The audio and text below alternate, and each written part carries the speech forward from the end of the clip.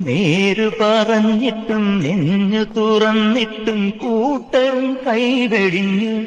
പിന്നെ പാവം കൂട്ടിൽ തളർന്നിരുന്നു. ആരാരോ ദൂരത്താരാരോ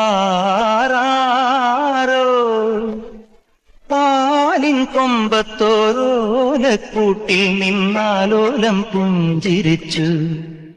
കള്ളിപ്പൂങ്കുയിലെ കന്നിത്തേൻകുയിൽ കാതിൽ മെല്ലെ ചൊല്ലുമോ. ഊരാകെ തെണ്ടുന്നോരമ്പലപ്രാവുകൾ നാടാകെ പാടിയപ്പോൾ കള്ളക്കഥ കാട്ടുതീയായി പടർന്നു. കാകനെ സ്നേഹിച്ച കാവളം പെൺകിളി കഥയറിയാതെന്നു പിന്നെ പിന്നെ കാതരയായി കരഞ്ഞു.